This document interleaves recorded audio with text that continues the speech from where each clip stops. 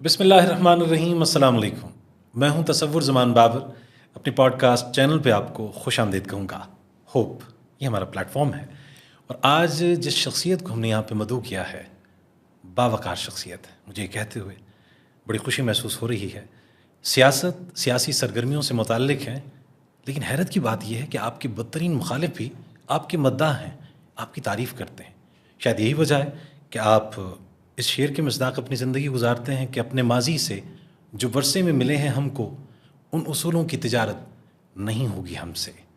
بااصول شخصیت ہیں، میرے بڑے بھائیوں جیسے ہیں. مجھے بہت خوشی محسوس ہو رہی ہے کہ آپ تشریف لائے ہیں. جناب انجینئر علی محمد خان صاحب پاکستان تحریک انصاف کے سینئر رہنما ہیں. سر خوش آمدید. مہربانی. السلام علیکم. بہت خوشی ہو رہی ہے. مہربانی. یہ سیاست میں عزت کو بچا کے چلنا یہ تو بڑا مشکل ہے، آپ کیسے کر لیتے ہیں؟ بسم اللہ الرحمن الرحیم. اللہم صلی وسلم مبارک علی سیدنا محمد وعلی آل محمد. آپ کے سوال کا جواب میں پشتو کے ایک شعر میں آپ کے نام کے حوالے سے آپ کو دوں گا. ابھی آپ نے اپنا اسم شریف ظاہر، میں تو جانتا بھی ہوں آپ کو کہ تصور پشتو میں ایک شعر ہے، اس کو ٹوٹا پوٹا ہی بولوں گا اس کو. یہ تصور میں زان بادشاہ کو، واہ تصور میں زان بادشاہ کو جس طرح کی کلاؤ شوئے ملنگ دا دنیا گم. واہ واہ واہ. مفہوم اس کا یہ ہے کہ تصور میں میں نے اپنے آپ کو بادشاہ سمجھا، لیکن جب آنکھ کھلی تو میں دنیا کا ایک ملنگ تھا. ملنگ درویش. ہاں جی. تو اگر اپنی حقیقت اور اپنی ہستی ہم پہچان لیں کہ میں کیا ہوں، میں کہاں سے آیا ہوں اور میں نے کہاں جانا ہے، تو پھر اللہ آپ کو تکبر سے دور رکھے گا. اور تکبر اللہ کی چادر ہے، اور جب آپ تکبر سے دور رہیں گے تو پھر آپ میں اللہ تعالیٰ عاجزی پیدا کرے گا. کیونکہ اللہ تعالیٰ فرماتے ہیں نا کہ میرے پاس آؤ تو وہ چیز لے کے آؤ جو میرے پاس نہیں ہے. ان کے پاس عاجزی نہیں ہے. جی. تو میرے خیال میں کوئی وہ مشکل نہیں ہے. کہتے ہیں نا یہ you get what you give. وہی بہت زمانے پہلے میں نے غلام جیلانی برق صاحب کی کتاب کا ایک لائن میرے ذہن میں آپ کے سوال کے ساتھ آ گئی. وہ کہتے ہیں کہ give the world the best will come to you. آپ کسی کی بےزتی نہ کریں، وہ آپ کی نہیں کرے گا. سر کیا بات ہے. ہاں جی، وہ نہیں کرے گا. تو پارٹی میں بہتر جگہ کے حصول کے لیے تو ایسا کرنا پڑتا ہے کہ آپ نے مخالفین کی پگڑیاں اچھالنی. یار اس میں بابر بھائی میں آپ کو ایک عرض کرتا ہوں. ہم اس وقت آپ کی اس ماشاء اللہ خوبصورت یہ پوڈ کاسٹ روم میں بیٹھے ہیں. کیا میں آپ کے نصیب کی آکسیجن لے سکتا ہوں؟ آپ اپنے حصے کی آکسیجن لے رہے ہیں، میں اپنی. جی. اور جب تک وہ کہے گا اور اس نے فیصلہ کیا ہے تب تک ہم اپنے اپنے حصے کی آکسیجن اندر انہیل کرتے رہیں گے. جب ہم اب ایک دوسرے کی ہوا نہیں چرا سکتے تو نصیب کیسے چرا سکتے ہیں؟ کیا لیکن اس میں ایک چیز ہے نا، یو ڈونٹ ہری اپ. آپ اس قدرت کے نظام کو دیکھیں یا تصویر اٹھا کے دیکھ لیں کبھی فیس بک میموریز میں اپنے 10 سال پرانی. 10 سال پہلے آپ کیسے تھے؟ کیا آپ آج وہ ہیں؟ آج آپ جس مقام پہ پہنچے ہیں، اگر آپ جلدی کرتے تو آپ تو جلدی میں اپنے گھر کی چوکھٹ تک نہیں پہنچ سکتے، تو اپنے منزل تک کیسے پہنچیں گے؟ دنیا کا اصول یہ دیکھیں، سورج نکلتا ہے، پھر شام کو غروب ہوتا ہے، تارے نکلتے ہیں، مہینے بعد چاند نکلتا ہے. So you wait, you day in and day out. اپنی محنت کریں. کسی کے سر کے اوپر پیر رکھ کے آگے جانے کی ضرورت نہیں ہے، کیونکہ وہ کیپٹلسٹ دنیا کا میسج ہے. ہمارے دین کا میسج کیا ہے؟ وہ جنگ قادسیہ کی مثال ہے. ہر بندہ دوسرے کو، ہر مجاہد دوسرے کو پانی دیتے ہوئے شہید ہو گیا. ہمارا دین تو ہمیں اثار سکھاتا ہے. دنیا میں جتنے لوگ بڑے آگے گئے ہیں، کسی کے سر کے اوپر تو پیر رکھ کے نہیں گئے. جناح کس کے سر کے اوپر پیر رکھ کے گئے تھے؟ یا آئنسٹائن نے کسی 10 سائنسدانوں کے سر کاٹ کے اس نے E=mc² لکھا تھا. سو دا پوائنٹ از کہ جلدی نہ کریں، محنت روز کی کریں، and the result will come to you, but it will take some time. اور ہم سے چونکہ ہم بے صبرے ہیں نا، اللہ بھی قرآن میں کہتا ہے کہ اس کو ہم نے بے صبرہ پیدا کیا ہے. تو اگر صبر آپ کو مل جائے تو کامیابی آپ سے دور نہیں ہے. اور اسی لیے یہ آیت مجھے بڑا اسٹرینتھ دیتی تھی جیل میں، کہ جیل میں تو آپ ہوتے ہیں، اللہ ہوتا ہے اور کوئی نہیں ہوتا. جیل پہ تو ہم آئیں گے. اس میں آپ کے سوال کے حوالے سے کہ یا ایھا الذین آمنوا استعینوا بالصبر والصلاۃ، نماز اور صبر سے آپ جو ہے مدد لیں تو زندگی میں آگے جانا ہے. کسی کو دھکا نہ دیں، کسی کا حق نہ ماریں، کسی کے خلاف سازش نہ کریں. ہاں، اپنی محنت کریں، and the compound effect will make you rise one day. Ali بھائی، آپ کو عمران خان کا ایک سچا یا وفاشار ایک سپاہی کے طور پہ جانا جاتا ہے، اس میں کوئی دو رائے نہیں ہے. اس شخصیت کی تربیت کس ماحول میں ہوئی؟ سیاسی گھرانے سے تعلق ہے, کس ماحول میں آنکھ کھولی, تھوڑا ہم یہ جاننا چاہیں گے, بہت سے لوگ شاید نہ جانتے ہوں. گھرانہ تو سیاسی ہے, تربیت میری سیاسی نہیں ہے. تربیت سے, ارے تربیت, یہ فرق بیان کر دیجیے. اس کی وجہ یہ, دادا میرے سیاستدان تھے, والد صاحب میرے سول سرونٹ تھے. تو والد صاحب نے خود سیاست کی, نہ کبھی مجھے یہ اشارہ بھی دیا کہ سیاست میں جاؤ. تو میں پڑھنے لکھنے والا گھر تھا. دادا میرے تو 47 کے تحریک پاکستان, ہاں وہ تو 1927 میں لیگ جوائن کی, مسلم لیگ آل انڈیا. جی جی, علی گڑھ میں وہ پڑھتے تھے. بالکل دادا میرے پیر محمد صاحب کے چھوٹے بھائی عبدالغنی خان, وہ بھی علی گڑھ میں. اور میں تو آج اپنے جو ہے اپنے آبا و اجداد ان کو میں سلام پیش کرتا ہوں کہ وہ زمانے میں جب یہاں ایجوکیشن نہیں تھی اور میرے پر دادا بے تعلیم تھے, انہوں نے تعلیم حاصل نہیں کی, بیٹوں کو دونوں کو انہوں نے بھیجا علی گڑھ ہندوستان. تو اس زمانے میں تو ایک ہی ملک تھا نا جی. جی گھر میں چونکہ ایجوکیشن کا ماحول تھا, والد صاحب چاہتے تھے میں سی ایس ایس کروں. میرا شروع میں شوق تھا ملٹری کا. ماموں میرے ملٹری میں تھے, کیونکہ آپ کو یونیفارم بچوں کو فیسنیٹ کرتا ہے نا. بچے جب یونیفارم میں دیکھتے ہیں اپنے والد یا چچا یا ماموں کو, تو وہ شخصیت تھے جو ایسٹ پاکستان کی لڑائی میں 71 میں لڑے تھے وہاں. اس زمانے میں شاید کیپٹن تھے, جیسور میں لڑے تھے وہ. تو ہم بچپن سے ان کو بڑا آئیڈیلائز کرتے تھے, ان کی یونیفارم کو. محمد علی, ان کا نام محمد علی ہے, میرا نام علی محمد. تو میرے دل میں آرمی کا تھا. امی نے کہا نہیں بھائی, ایک جو ہے میرا بھائی, میں نے بڑی مشکل سے واپس آیا, تو ایک ہی بیٹا ہے میرا, اس کو تو ادھر نہیں جانے دوں گی. تو ظاہر ہے پھر والدہ صاحبہ کی بھی وہ تھی, یعنی انڈرسٹینڈنگ تھی کہ بہت سی قربانیاں دینا پڑتی ہیں وردی پہننے کے بعد. نہیں, شاید انہوں نے وہ تکلیف صحیح تھی, میں ابھی شاید وہ موقع نہیں ہے. ہر وہ فیملی جو ملک کے لیے کسی نہ کسی میدان میں لڑتے ہیں, ان کی فیملی پیچھے سفر بھی کرتی ہے اور اس کی پرائس پے کرتے ہیں. اور امی نے شاید جو میرے ماموں کی جو جدائی تھی, جو 3 سال کی قید ہندوستان میں کاٹی, جب وہ واپس آئے تو محمد علی صاحب کی ملاقات اپنے والد جو میرے نانا تھے ان کے ساتھ ایز اے ینگ کیپٹن ملک میں واپس آ رہے ہیں. خوشی ہے, پاکستان واپس آ رہا ہوں, قید ختم ہو رہی ہے. So when he crossed Wagah border, he asked my چھوٹا ماموں, ان کے چھوٹے بھائی خالد خان, ان سے پوچھا کہ والد صاحب نہیں آئے. میرے نانا کی وہ ایک پرانی مرسڈیز ہوتی تھی, وہ شوقین تھے گاڑیوں کے, گاؤں سے انہوں نے بھیجی وہ مرسڈیز ان کو پک کرنے. تو انہوں نے کہا وہ آپ کا وہاں انتظام کر رہے ہیں, مہمان بہت آئے ہوئے ہیں آپ کے استقبال کے لیے. تو جب میجر صاحب, ہم ان کو خان جی کہتے ہیں, جب وہ گاؤں گئے تو وی ہی میٹ ہز فادر آن دا گریو, ان کی جدائی میں فوت ہو گئے تھے. تو یہ چیزیں ہوتی ہیں. تو والدہ صاحبہ میری بچنا چاہتی تھی شاید اس چیز سے, اللہ نے کہا نہیں, یہ جیل تو تیرا بھی بیٹا کاٹے گا. کمپیوٹر سائنس, انجینئرنگ, لا, سیاست, یہ اس کو ہم تضاد کہیں گے؟ نہیں, تضاد نہیں, یا کو کنفیوژن کہیں گے؟ نہیں, یا پھر ترجیحات کا وقت کے ساتھ ساتھ تعین کیا جاتا رہا؟ ایسا نہیں ہے. دیکھیں, ایک تو میں یوتھ شاید ہمیں ظاہر سن بھی رہی ہوں گے, ان کو یہ کہنا چاہتا ہوں, اٹ از تصور بابر صاحب, it is you who is important, not your field. آج آپ پوڈ کاسٹ کر رہے ہیں نا جی, آپ اپنے گرد و نواح کے غلام نہ بنیں. آپ ایک ڈریم وہ کریں یا اپنے ذہن میں کچھ کریں کہ آپ نے کچھ بڑا کرنا ہے. صحیح. اور آج آپ پوڈ کاسٹ کر رہے ہیں, آج آپ کی آڈینس شاید لاکھوں میں ہو, کل کچھ ایسا اگر آپ کر رہے ہوں جہاں آپ کی آڈینس کروڑوں میں ہو, آپ کو یہی کرتے رہنا چاہیے, وہاں جانا چاہیے؟ آپ مجھے بتائیں. صحیح, ٹھیک. تو زندگی ایک دروازہ کھول کے دوسرے دروازے کی طرف جانے کا نام ہے. یہ نہیں ہے کہ آپ نے ایک دروازہ کھولا اور اس کمرے میں آپ اندر آ گئے, وہاں آپ کو ایک ونڈو سے, ایک کھڑکی سے باہر کا نظارہ مل گیا کہ اس دروازے کے باہر جو دوسرا دروازہ ہے اس کے باہر ایک اور دنیا ہے, لیکن آپ رسک نہیں لے رہے. آپ کہہ رہے ہیں یار بس ادھر میں کمفرٹیبل ہوں, اب پہنچ گیا ہوں یار, اب اس کے باہر پتہ ہے کیا ہے, I can't take the risk. Life is the name of taking calculated risks. اگر آپ کچھ بڑا کرنا چاہتے ہیں تو آپ جب یہ دروازے سے انٹر ہو کے دوسرا بڑا کھولیں گے نا, اس کے بعد ایک اور بڑی دنیا آپ کا انتظار کر رہی ہے. So computers, yes, in the mid early 90s computers was the in thing. سارے یوتھ, ہم لڑکے جتنے بھی تھے, وی ور انٹو کمپیوٹرز, رغبت تھی خاص, وہ کیا, کوالیفائی کیا الحمدللہ, اور بی ایس سی اللہ نے کمپیوٹرز میں, ایڈورڈین ہوں میں پشاور کا, پشاور از مائی ہوم بگ سٹی, مردان کی پیدائش ہے لیکن پشاور. تو ٹاپ کرایا اللہ نے کمپیوٹرز میں, advocates college, computer science, B S C سارا. پھر مجھے ایڈمیشن مل گیا یونیورسٹی میں, لیکن انجینئرنگ بھی تھا, تو وہ پھر زیادہ بڑی فیلڈ مجھے لگی اس وقت. سول انجینئرنگ کی طرف چلے گئے, سی ایس ایس کی طرف بھی گیا, وہ ٹیسٹ کسی وجہ سے نہ دے سکا. پھر وہ ٹائم کہ میں انجینئرنگ سے لاء کی طرف کیوں آیا, یہ بڑا میرے سے لوگ پوچھتے ہیں, کیونکہ میں کبھی آرٹ اسٹوڈنٹ نہیں تھا. ہاں یہ بالکل ڈفرینٹ فیلڈ. اور with all due respect to all the art students, ہمارے ایک غلط سوچ تھی اس زمانے میں ارلی 90s میں کہ شاید جو لاء کرتے ہیں, جو آرٹس پڑھتے ہیں, وہ شاید زیادہ قابل نہیں ہے. نہیں, ایسا نہیں ہے. اس زمانے میں ایک ٹرینڈ تھا میڈیکل انجینئرنگ میں جانے کا. لاء میں اس لیے گیا, یہ میں آپ کو ویسے بتا دوں, سب سے مشکل فیلڈ جو ہے نا, پاس کرنا میڈیکل مشکل ہے, پریکٹس کرنا لاء, کیونکہ روز آپ کا میڈیکل کا اس کا روز آپ کا CSS کا ایگزام ہے.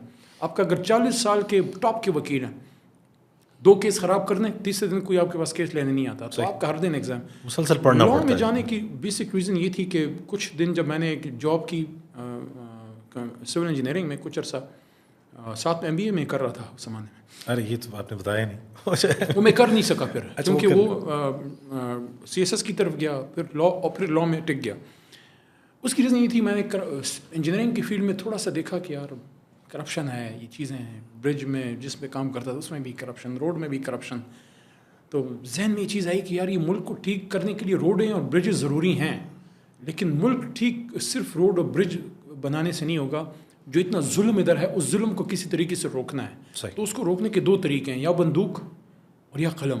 تو بندوق تو اٹھا نہیں سکتے اپنے لوگوں کے خلاف, تو قلم اٹھا لیا. تو لاء میں آنے کا بیسک مقصد یہ تھا کہ مجھے یہ لگا کہ پاکستان میں انصاف کا نظام ٹھیک نہیں ہے, انصاف کے لیے مظلوم کے لیے کچھ کرنا ہے. اس میں پھر 2 آپشن تھے, CSS کروں یا لاء. تو CSS کا میں آپ کو ویسے نوجوانوں کو بتا دوں کہ اس کی بھی اپنی امپورٹنس ہے, لیکن آپ اس میں ریسٹرکٹ ہو جاتے ہیں, آپ سرکاری ملازم ہو جاتے ہیں, میکسیمم آپ کو ڈپٹی کمشنر بن جائیں گے, ایک ضلع کو ٹھیک کر لیں گے. لاء میں یہ ہے کہ آپ کا سپریم کورٹ ہے, پورا ملک اس کے نیچے ہے. نہیں, تاثر تو یہ ہے کہ ملک چلاتی بیوروکریسی ہے, سول اسٹیبلشمنٹ یا ملک. ینگ مین کی میں آپ کو بات 27-28 سال کی عمر میں یہ فیصلہ میں نے لاء کا کیا نا, کہ اب ملک ٹھیک کرنے کے لیے انجینئرنگ احساس ہوا کہ اس جانب بھی جانا چاہیے تھا. نو, ٹھیک, میں دوبارہ بھی یہی کروں گا. پولیٹیشینز یہ گلا کرتے دوبارہ ہیں بھی یہی کروں گا جو کیا ہے, یہی غلطیاں دہراؤں گا جو دہرائی ہیں, لیکن یہ فیصلے بھی کروں. مجھے اپنے فیصلوں پہ میں شکر ادا کرتا ہوں کہ اس وقت پہ بڑا, جب میں نے یہ فیصلہ کیا کہ کمپیوٹر نہیں, میں نے انجینئرنگ کرنی ہے, اور ٹاپ کرنے کے بعد میں ادھر آ رہا تھا, لوگوں نے کہا یہ پتہ نہیں کیوں انجینئرنگ کرنے کے بعد تو سوچ بھی کوئی نہیں سکتا کہ وہ جا کے وہ فیلڈ سوئچ کرے گا. یار یہ پتہ نہیں اس کا دماغ خراب ہو گیا, یا 30 سال کی عمر میں دوبارہ پڑے گا. نو, آپ کی کنوکشن تھی کہ یار اس میں میں زیادہ پرفارم کر سکتا ہوں. You take the risk, life only comes once. صحیح. تو بالآخر پڑاؤ آپ کا جو ہے وہ سیاسی میدان میں ٹھہرا, میرے خیال میں یہیں سے وابستہ ہو کے رہ گیا آپ. میرے خیال میں سیاست جو ہے یہ ایک بہت بڑا اس کا پلیٹ فارم ہے خدمت کا. تحریک انصاف کیوں؟ آپ آل انڈیا مسلم لیگ, دادا جی آپ کے ان سے متعلق یعنی وابستہ تھے, مسلم لیگ کا کیوں انتخاب؟ دادا میرے 1995 میں فوت ہو گئے, اور ان کی فوتگی سے بہت سال پہلے مسلم لیگ فوت ہو چکی تھی. اچھا, وہ مسلم لیگ فوت ہو چکی تھی. ہاں ظاہری بات ہے, وہ نہیں تھی, ان سے تو نہیں ملا سکتے. خان صاحب کو جوائن کرنے کی ریزن یہ تھی کہ 2011 میں بڑا ایک آپ نے دیکھا ہوگا عرب سپرنگ آیا, اور پاکستان میں یوتھ کی ایک موومنٹ سٹارٹ ہوئی, نوجوان پاکستان کو, چونکہ خان وہ آدمی تھا جس کو ہم نے ینگ ایج میں ایز اے لڑکا, ایز اے اسٹوڈنٹ اس کو فالو کیا تھا as a captain. We knew کہ he is totally committed to Pakistan. اس کا سیاست میں پاکستان کے علاوہ اور کوئی مقصد نہیں ہے. تو ہمیں لگا کہ قائد کا اور علامہ کا جو خواب ہے, شاید خان کے ساتھ جڑ کے وہ زیادہ ہم اچیو کر سکیں, کیونکہ ہمارے جلسوں کا ماحول بھی ایسے ہوتا تھا. پیچھے قائد کی تصویر ہے, علامہ کی تصویر ہے, خان کھڑا ہے, علامہ کی شاعری ہے, اٹھو میرے دنیا کے غریبوں کو جگا دو, کاغے عمر آ کے در و دیوار ہلا دو. تو یہ سارا چلتا رہتا تھا. تو وہ ایک اسپرٹ ریوائیو ہوتی تھی تحریک پاکستان کی. ہمیں لگتا تھا کہ یار, اور آج بھی لگتا ہے کہ یار وہ چیز جو قائد اچیو کر گئے, لیکن پھر آگے وہ کوئی چلانے والا نہیں تھا, اس کی چلانے کے لیے یہ ایک یوتھ کی موومنٹ سٹارٹ ہوئی. وہی ایج ڈفرینس ہے, دیکھیں وہی لڑکے ہیں, وہی لڑکیاں ہیں, وہی نوجوان ہیں. جیسے علی گڑھ تحریک تھی, لیڈر ان کا قائد اعظم تھا. ہزار قائد اعظم تک کوئی نہیں پہنچ سکتا, لیکن لیڈر ہمارا سوچ اس کی وہی ہے. وہ ایک ورلڈ ریناؤنڈ فگر ہے. ملک کے لیے اس نے کیا ڈیلیور کرنا ہے دنیا کو پتہ ہے کہ اس کی ایک ویژن ہے. اور انسان ہے, غلطیاں ہو سکتی ہیں, لیکن ویژن ٹھیک ہے, مقصد ٹھیک ہے. اور کون سا ہے, مجھے بتائیں تصور بھائی, کون سا ایک پلیٹ فارم ہے جہاں کسی بھی جماعت میں جا کے آپ مڈل کلاس کے آدمی ہوں اور آپ کے پاس کروڑوں روپے نہ ہوں, اور آپ اس جماعت کو جوائن کریں اور کابینہ تک پہنچ جائیں. تحریک انصاف کے علاوہ کی اور جماعت ہو تو مجھے بتا دیں. نہیں, پیپلز پارٹی کے دور میں بھی آغاز میں بھٹو صاحب کے ساتھ کچھ لوگ شامل ہوئے, لیکن بہرحال آپ کا یہ لاسٹ ٹریک جاگیردار آ کے ادھر پہ. ہاں, بات کی بات الگ. کس دور کو مس کرتے ہیں, اپوزیشن کے دور کو, یا پھر جب آپ حکومت میں تھے, اور ایسا کیا ہے جو نہیں کر پائے, اب موقع ملا تو کریں گے؟ دیکھیں دونوں دور کا اپنا مزہ تھا. اپوزیشن کا دور اسٹرگل کا تھا, گورنمنٹ کے دور ڈیلیوری کا تھا. دونوں میں نے اپنی تو بڑی جان ماری. میں تو اپوزیشن کے دور میں 3 بجے تک دھرنا اور 3 بجے تک پروگرام کرتا تھا. صبح 8 ساڑھے 8 9 بجے پھر میں ڈی چوک پہ ہوتا. گورنمنٹ کے ٹائم پہ 40-45 منسٹریاں تھیں, پارلیمنٹری افیئرز کو سارا دیکھنا ہوتا ہے. الحمدللہ 40-45 منسٹریوں کا کام پارلیمنٹ میں دیکھتا تھا اور توفیق اللہ نے دی. اور یہ ٹریننگ تھی وکالت کی, اور کی زمانے میں پروفیشنل کرکٹ بھی کھیلی میں نے, یونیورسٹی کلر تھا میرے پاس. تو وہ ٹریننگ ایسی تھی نا کہ آپ اندر سے اسٹرانگ ہو جاتے ہیں کہ محنت آپ نے کرنی ہے. دیکھیں آپ کا کام بابر صاحب کوئی اور نہیں کر سکتا, آپ نے خود ہی کرنا ہے. آپ میں جب محنت کی عادت آپ میں ہوتی ہے نا, دیکھیں محنت سے گھبرانا نہیں چاہیے. جب آپ محنت کرتے ہیں نا, جب ایک چیلنج کو آپ فیس کرتے ہیں اور چیلنج کو لیتے ہیں, تو اس کے بعد اس کا ریوارڈ بھی ہوتا ہے نا. اگر میں نے اسمبلی میں 40-45 منسٹریوں کا رسپانس دیا ہے, economic affairs, finance ministry, foreign affairs, interior ministry, health department, کون سے دیکھیں, prime minister house, president house, agriculture, home ministry, یہ ایگریکلچر اپنا ہیلتھ منسٹری, یہ سارا, ایویشن, ان سب کے میں جواب دیتا تھا. تو وہ جب میں جواب دیتا تھا تو میں کچھ پریپیئر کرتا, کچھ پڑھتا تھا, تو وہ آپ کا ایک نالج بیس بھی ڈیولپ ہوتا ہے اور دنیا آپ کو سنتی ہے. تو آپ دیکھیں آپ محنت کر رہے ہیں تو آپ کو ایک ریوارڈ بھی ساتھ ساتھ مل رہا ہے. تو محنت سے تو نہیں گھبرانا چاہیے, محنت آپ کریں اور جتنا کر سکتے ہیں کریں, کیونکہ ایک وقت آئے گا پھر آپ محنت نہیں کر سکیں گے.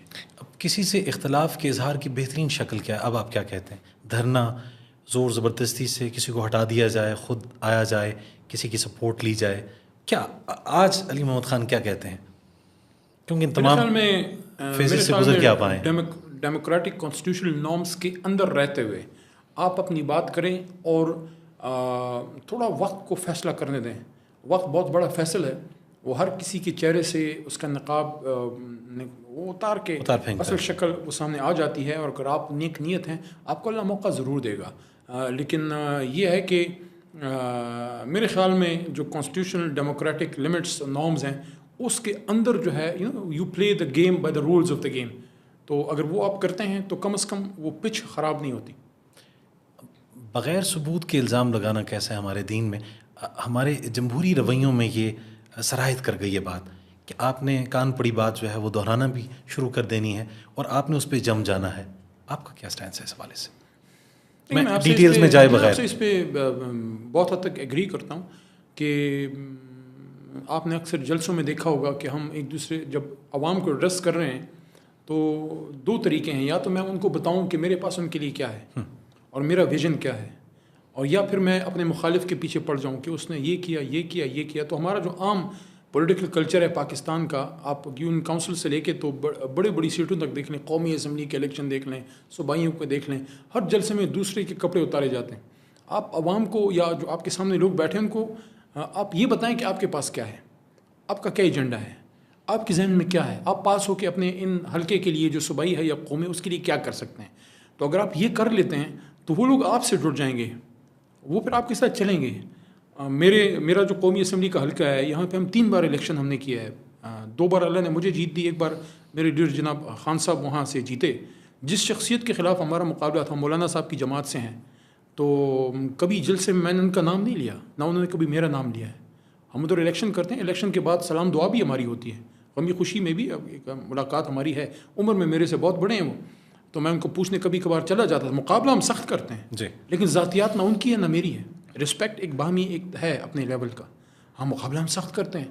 تو اگر آپ کسی کو عزت دیتے ہیں اس کا مطلب یہ تو نہیں ہے کہ آپ اپنا مقابلہ چھوڑ رہے ہیں. آپ ایک سخت موقف رکھتے ہوئے بھی بات طریقے سے کر سکتے ہیں, عوام کو اپنے ساتھ لے کے چلیں. اور تو دیگر سیاسی جماعتوں سے بات کرنی چاہیے جو کہیں نہ کہیں سے کچھ نہ کچھ مینڈیٹ تو لے کے آتے ہیں نا. میں تو پرسوں ترسوں یہ بات کی ہے کہ صدر صاحب اپنا رول پلے کریں, اور سب سے بڑا ہاؤس ہے پاکستان کا, سب سے بڑا عزت کا گھر ہے وہ پریزیڈنٹ ہاؤس ہے. صحیح. اور سب سے بڑا کانسٹیٹیوشن ہاؤس ہے. وہاں میرے خیال میں وہ ایک موقع ایسا ضرور بنائیں کہ تمام جو سیاسی زعماء ہیں, خان صاحب کو بھی جیل سے جو ہے وہ نکالا جائے. مطلب انہیں جرم نہیں کہ سب کو پتہ ہے کہ ان کو پولیٹیکلی وکٹمائز کیا جا رہا ہے. علی صاحب, خان صاحب بھی آئیں, سب بیٹھیں ادھر, اور ایک پوائنٹ ایجنڈے پہ, جی, الیکشن فری اینڈ فیئر. دیگر سیاسی جماعتیں تو شاید آپ کی اس تجویز پہ غور کریں. خان صاحب نہیں مانیں گے تو ان سے بات ہی نہیں کرنا چاہتے, چور ہیں یہ. خان صاحب کیوں نہیں مانیں گے؟ خان صاحب ان کا بیانیہ یہی ہے کہ ان چوروں سے میں بات کروں. یہ دیکھیں وہ اس وقت ایک نیریٹو ضرور تھا، لیکن اس وقت جو صورت حال ہے اب تو آپ کو ملک کے لیے جو ہے ایک جگہ بیٹھ کے کوئی بات تو کرنی پڑے گی، کیونکہ آپ دیکھ لیں ملک کیا صورت حال ہے آج. عام آدمی روٹی کھانے کو جو ہے وہ ترس رہا ہے، بل جو ہے دینے کے آپ لوگ اپنی بچیوں کی بالیاں بیچ رہے ہیں.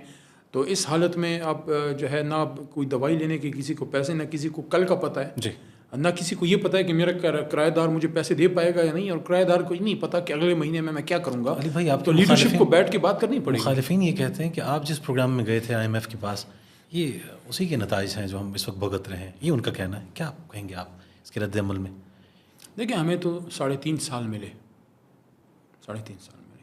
3.5 سال میں تمام غلطیوں کے باوجود جس وقت ہمیں گاڑی کی ڈرائیونگ سیٹ سے ہاتھ پکڑ کے رات کے 12 بجے اتارا گیا، آپ کو ملک ہم 6 کی GDP پہ چھوڑ کے گئے تھے، اور پیچھے آپ کو صدی کا ایک دوسرا بڑا، ہر صدی میں ایک بہت بڑا واقعہ ہوتا ہے. اور کووڈ سے نکل کے، کووڈ کے دوران بھی 3 کی GDP پہ ملک چل رہا تھا، انویسٹمنٹ آ رہی تھی، گاڑیوں کی فیکٹریاں کھل رہی تھیں، روزگار چل رہا تھا، لوگوں کو روزگار مل رہا تھا، مہنگائی تھی لیکن اتنی نہیں تھی کہ بالکل ہی آپ کی استطاعت سے باہر ہو. تو صورتحال یہ تھی کہ ایک وہ ملک جو ایک مشکل صورتحال میں ہمیں ملا صرف 3.5 سال کے لیے. جب آئے اس وقت آپ کی صورتحال معیشت کی کیا تھی، جب گئے اس وقت کیا تھی. ہمارے خیال میں تمام انڈیکیٹرز پازیٹیو کر کے ہم جو ہے وہ جا رہے تھے. ہاں کچھ چیزیں ایسی تھیں جس پہ زیادہ محنت کی ضرورت تھی اور وہ ہے، لیکن یہ ضرور ہم سوال کریں کہ ہم 3.5 سال کا تو جواب دے سکتے ہیں، لیکن وہ لوگ جو 1990s میں پوری ایک دہائی، پھر دوسری دہائی 2000 سے 2013 تک اور اس سے پہلے 88 میں جب جمہوریت واپس آئی، بے نظیر صاحب اور میاں صاحب آئے اور وہ ایک لڑائی اقتدار کی شروع ہوئی، تو آپ مجھے بتائیں وہ ڈیکیڈ آف ڈارکنیس میں ملک کہاں گیا؟ اس سے پہلے تو کوئی یہ سوچ نہیں تھی کہ آپ اپنے ادارے بیچیں گے. آپ کا سٹیل مل 2007-8 تک آپ کا خسارے میں نہیں تھا. مشرف کے دور میں آنے کو ڈکٹیٹر تھا، وہ آپ کو کما کے دے رہا تھا. اس وقت سٹیل مل آپ مجھے ایک ادارہ سرکاری بتا دیں جو آج آپ کا کما کے دے رہا ہو، جو آپ کا پروفٹ میں ہو. تو 3.5 سال میں تو تباہ نہیں ہوا نا. ہم نے 3.5 سال میں علاج کرنے کی کوشش کی. ان اداروں کو آج بھی آپ کہیں گے کہ پرائیویٹائز کر دیا جائے؟ آپ کے دور میں بھی ایک پالیسی رہی زیر غور. دیکھیں میں ذاتی طور پہ تو میں میری اپنی ذاتی سوچ تو یہ ہے کہ سب سے پہلے ٹھیک کرنے کی کوشش کرنی چاہیے کہ جو آپ کے کچھ نیشنل فلیگ کیریئرز ہیں وہ ایک عزت کی علامت ہے. اس کو تو ہم کبھی بھی میں نہیں سمجھتا کہ اس کو 51% سے زیادہ تو کبھی بھی آپ اس کے شیئرز دیں. جیسے PIA ہے، جیسے پاکستان ریلوے ہے جو ہمارا پرائڈ ہے، جو ہمارے ریڈیو پاکستان ہے، جو پاکستان ٹیلی ویژن ہے، جو ہمارے نیشنل ایسٹس ہیں. ہاں آپ کو بدلتے وقت کے ساتھ کچھ پرائیورٹیز چینج کرنی پڑیں گی، لیکن صرف بیچنا بھی مسائل کا حل نہیں ہے نا، چلانا بھی ہے. پھر ایک کانسیپٹ یہ بھی ہے کہ کچھ بزنسز کرنا اور یہ چیزیں حکومت کا کام نہیں ہے، حکومت کا کام گورننس کرنا ہے. تو اس میں کوئی ایک نائس ایک بیلنس کی طرف ہمیں جانا پڑے گا، کیونکہ ایک دن میں یہ ملک اس حالت تک پہنچا نہیں ہے. کوئی کوئک فکس نہیں ہے. ہم نے سر جھکا کے ایک طویل عرصے تک محنت کرنی ہے پرائیورٹیز ٹھیک کر کے. اس لیے میں نے یہ بات کی کہ صدر ہاؤس میں ایک میٹنگ ہو، ایک بیٹھک ہو، بلکہ ایک سیریز آف بیٹھکس ہوں. ایک نقطے پہ آزاد شفاف الیکشن، اور دوسرا نقطہ یہ ہے کہ ایک الیکٹڈ حکومت جو بھی آتی ہے، دیکھیں قومی گورنمنٹ کے میں کبھی حق میں نہیں ہوں کہ میں پیپل پارٹی، PTI، نون سب کو بٹھا کے حکومت بناؤں. نو، ہر جماعت کا اپنا ایجنڈا ہوتا ہے. لیکن کچھ براڈر اسپیکٹرم میں PDM نے چلا کے دکھائی اتحادی حکومت. ہم دیکھ لیا، آپ نے ہمیں چلا دیا سب کو کہ کچھ چیزوں پہ ایک نیشنل ایجنڈا ہو. جیسے آپ کا واٹر پالیسی ہے، آپ کو نئے ڈیمز بنانا ہے. آپ کا جو معیشت ہے، جو فارن افیئرز ہے، انٹرنل سیکیورٹی ہے، ایگریکلچر، ایک معیشت ہمارا جو ہے زرعی ملک ہے آج بھی. تو ایک کچھ جیسے CPEC ہے. تو یہ ایسی ایشوز ہیں جس حکومت کے جانے سے بڑے پیمانے پہ تبدیلی نہیں ہونی چاہیے اس میں. ہاں پالیسیز میں چینج ہو سکتا ہے تاکہ جو باہر کا انویسٹر ہے اس کو یہ پتا ہو کہ میں پاکستان میں اگر کچھ انویسٹمنٹ لے کے آؤں گا تو حکومت بدلنے سے مجھے وہ پالیسیز میں ڈراسٹک شفٹ نہیں ہوگا، تاکہ ایک اسٹیبلٹی ہو. باقی اپوزیشن بھی تگڑی ہو، حکومت بھی تگڑی ہو، اپوزیشن ٹکا کے اپوزیشن کرے، لیکن 5 سال ضرور ملیں. اور فیصلہ دیکھیں، عوام ہماری بڑی سمجھدار ہے. جو حکومت ڈیلیور نہیں کرے گی وہ عوام اس کو کبھی دوبارہ ووٹ نہیں کرے گی. اچھا علی بھائی، جیسے بھی آپ نے فرمایا کہ بہت کچھ کرنا تھا، آپ کے وہ حامی مبصرین جو برملا آپ کی حمایت کرتے تھے، زمین و آسمان کے خلابے میں لاتے تھے، ایک وقت آیا کہ انہوں نے بڑی شدید تنقید کی کہ لوگ حکومت میں آ گئے لیکن ان کی کوئی تیاری نہیں تھی، ہوم ورک نہیں تھا. خزانہ کے قلمدان سے وہ آغاز کرتے ہیں کہ جناب اسد عمر صاحب، رفیع شیخ صاحب بدلتے جائیے، اور اس طرح کی کئی اور باتیں ہیں. کیا واقعی ایسا تھا؟ تیاری نہیں، صرف مقصد یہ تھا کہ یہ نون والے کہیں ہٹ جائیں، پھر دیکھیں گے کہ ہم نے کیا کرنا ہے، ان کو ہٹانا ضروری ہے. نہیں دیکھیں یہ بات تو غلط ہے کہ تیاری نہیں تھی، لیکن اگر یہ آپ کہیں کہ آپ کو ہر چیز کا پتہ ہو کہ آپ نے یہ چیز کیسے کرنی ہے وہ کیسے کرنی ہے، پھر تو کوئی بھی چلا لے. ایسا نہیں ہے. صحیح. آپ کا ایک ویژن ہونا چاہیے کہ میں ملک کو کہاں لے کے جا رہا ہوں. جیسے فار ایگزامپل آپ کا ویژن یہ ہے کہ میں نے ویلفیئر اسٹیٹ بنانی ہے. صحیح. اس کے لیے آپ کے ذہن میں یہ ہے کہ ایجوکیشن فری ہو اور ایک سلیبس ہو. اب اس کے لیے آن گراؤنڈ آپ نے کرنا کیا ہے، وہ تو جب آپ آئیں گے پھر آپ ڈیسائیڈ کریں گے کہ وہاں کتنا فنڈ ہونا چاہیے، وہاں اساتذہ نہیں ہے، یہاں کتنے بکس کی کمی ہے، یا بورڈ میں کیا چینجز کرنے ہیں، کون سا اچھا افسر ہے، کون سا صحیح نہیں ہے. وہ تو when come on the job آپ وہاں آن دا ڈے ایوری ڈے آپ ڈیسیجن میکنگ کرتے ہیں. تو جو مین چیزیں تھیں وہ تو خان کے ذہن میں کلیئر تھیں. جو ایجوکیشن پالیسی ہے، جو احتساب کا نظام ہے، جو فارن افیئرس دیکھ لیں آپ نے بڑا مضبوط سٹینڈ لیا، اس کی پرائز بھی پے کی، اب بھی کر رہے ہیں، جیل میں پڑے ہوئے. لیکن فارن افیئرس کے حوالے سے یہ بھی کہا جائے دوست ممالک کو آپ نے ناراض کیا ہے، برادر ممالک آپ سے دور ہو گئے، کنارہ کش ہو گئے. دیکھیں ون بائی ون ہم ہر چیز کو ڈسکس کر سکتے ہیں کہ کون سا ہم سے کنارہ کش ہوا ہے. کوئی کنارہ کش نہیں. سعودی عرب ناراض ہوا تھا. لیکن دیکھیں وہ ایک فیز آیا تھا، لیکن اللہ کے کرم سے ہمارا تعلق ان کے ساتھ مضبوط رہا. صحیح. بہتر ہوا اور مضبوط ہوا. ایک ویسے تو لیڈرشپ کی ذاتی تعلقات نہیں ہوتے، اسٹیٹ ٹو اسٹیٹ ہوتے ہیں، لیکن مین ٹو مین بھی تعلق ان کا جو ہے امپروو ہوا. کچھ اس وقت ظاہر ہے خان صاحب کا ایک ویژن ان کا تھا کہ ایک پین اسلامزم کی طرف ان کی بھی سوچ ہے، جس طرح بھٹو صاحب کی زمانے میں تھی.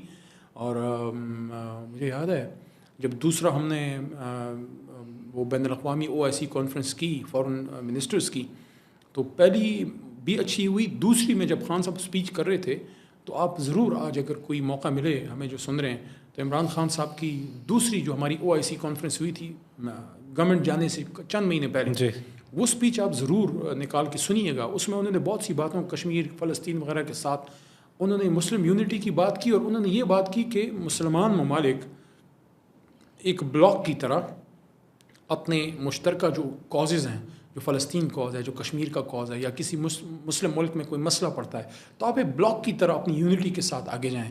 جب انہوں نے یہ بات کی، میں تو ہال میں بیٹھا ہوا تھا قومی اسمبلی کے، تو میں سن رہا تھا، میرے کان کھڑے ہو گئے. میں نے کہا خان صاحب نے وہ جگہ ٹچ کی ہے جب کوئی مسلم دنیا میں کوئی لیڈر ٹچ کرتا ہے تو اس کو وہ آگے پھر جانے نہیں دیا جاتا. یہی شاہ فیصل شہید کے ساتھ ہوا، اور معمر قذافی صاحب کو دیکھ لیں، یا انور سادات کو دیکھ لیں، بھٹو صاحب کو دیکھ لیں. تو بہرحال آپ بھی یہ سمجھتے ہیں کہ بیرونی سازش تھی آپ کی حکومت جو گرا دی گئی؟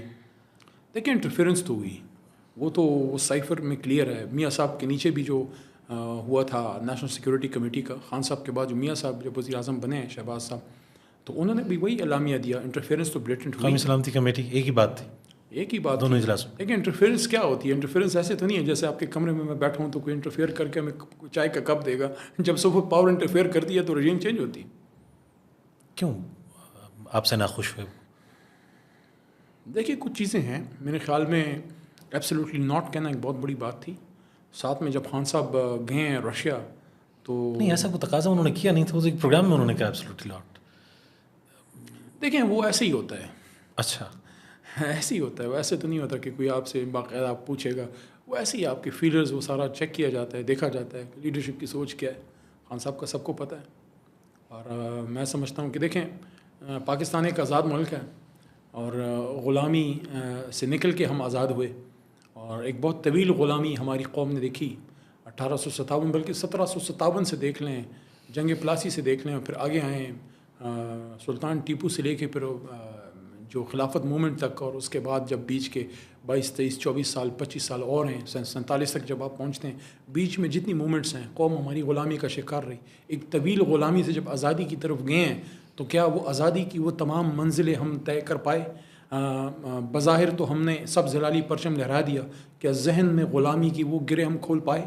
کیا ہم نے ذہنی طور پہ وہ غلامی کے بت اندر اپنے توڑے جو ایک نیشنلسٹ قوم میں ہونا چاہیے، جو ایک قوم کا ایک مشترکہ خواب ہے؟ کیا ہم نے وہ کیا؟ کیا جو جناح کی سوچ تھی، ایک عمران خان بھی اکثر کہتے ہیں کہ غلام ہندوستان میں ایک آزاد مسلمان تھا جناح، تو کیا ہماری جو بے شمار شہادتیں، ہماری فوج، ہماری پولیس، ہمارے جو وردی میں بغیر وردی میں جو ہمارے مجاہد ہیں، جو بھی ہیں، جتنی وہ شہادتیں آئی ہیں، اس کو کیا لیڈرشپ نے ریسپروکیٹ کیا ہے؟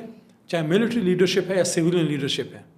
جو اوپر بیٹھے ہوئے ہیں، ہم جو اوپر بیٹھے ہوئے تھے، جو حکومتوں میں آتے رہے ہیں، وہ جو بارڈر پہ شہادت دے رہا ہے، یا وہ جو ملک کے اندر ایک استاد محنت کر رہا ہے، جو حلال کی کمائی میں اپنے بچوں کو پال رہا ہے، کیا ریسپروکیشن کا مطلب میرا یہ ہے کہ کیا اتنی تندہی سے لیڈرشپ نے اس آزادی کے منزلوں کو طے کیا ہے جس کے لیے یہ ملک قائد نے، علامہ نے کی ویژن پہ بنایا تھا؟ جواب ہے نہیں.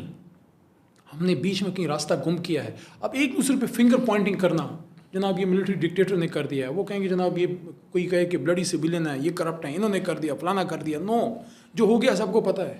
What next? کیا پچھلے 75 سال کو پیٹنا ہے، رونا ہے، یا کوئی بات کر کے آگے جانا ہے؟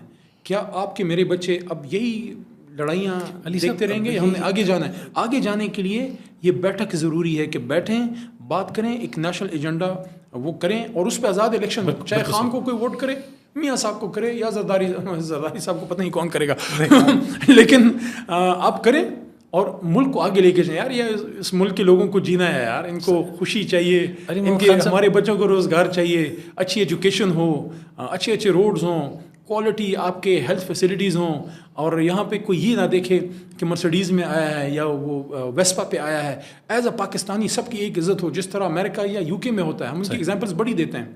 یہ نہیں میٹر کرتا کتنی بڑی گاڑی پہ آپ آئے ہیں، یہ میٹر کرتا ہے کہ آپ شخصیت کتنی بڑی ہیں، اور یہی تو ہمارے دین کا سبق ہے. علی محمد خان صاحب، آپ کیونکہ معتدل ایک رائے رکھتے ہیں، تو آپ سے ہم یہ ضرور جاننا چاہیں گے کہ اتنے بے مثال تعلقات، شاید ماضی میں اس کی نظیر نہیں ملتی، یا آپ کی حکومت اور اسٹیبلشمنٹ کی، یہ تفریق کہاں پیدا ہوئی؟ یہ غلط فہمی تھی، اناؤں کی جنگ تھی، یا مداخلت کا شاخسانہ تھا؟ کیا تھا؟ آپ بتائیے.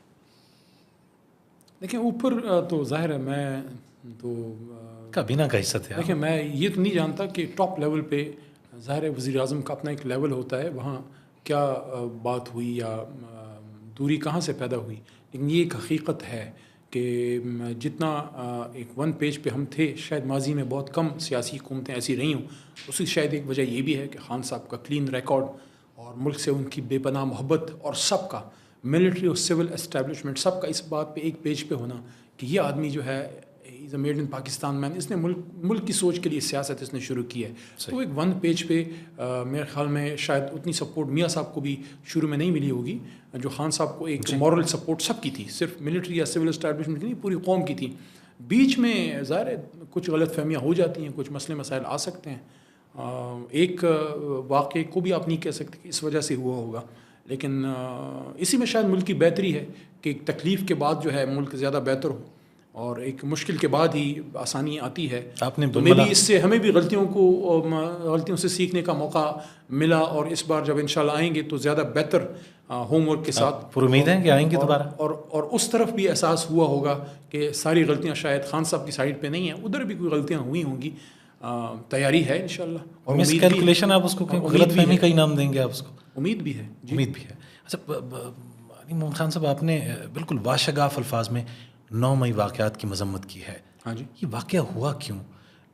کہیں نہ کہیں آپ کی پارٹی کے کچھ لوگ اس میں ہیں ملوث، یا اس جانب کو رغبت دلائی بعض لوگوں کو آپ کی پارٹی؟ دیکھیں میں نے اس بات کی مذمت کی ہے کہ جنہوں نے یہ کیا ہے وہ غلط ہے، لیکن میں یہ بھی ساتھ کہتا ہوں کہ اس کا دوش پوری جماعت کو دینا، پوری جماعت کو اس پہ سائڈ لائن کر دینا، اور خدا نخواستہ اس کو سیاست کی اجازت ہی نہ دینا، یا وہ آدمی جو ملک کے لیے ساری زندگی 50 سال عمران خان صاحب نے ملک کے لیے اپنی ایک پرفارمنس کی ہے، اپنی کوشش کی ہے، خاص کر ایک 2 پارٹی سسٹم میں جہاں پیپل پارٹی اور مسلم لیگ نون آپس میں ایک آپس کی لڑائی میں ہمیشہ یہ تھرڈ فورس کی سوچ کی جاتی تھی کہ کوئی تھرڈ قوت سامنے آئے، کوئی تیسری سیاسی قوت آئے جو مڈل کلاس کو لے کے آئے، جو لوگوں کو پولیٹیسائز کرے.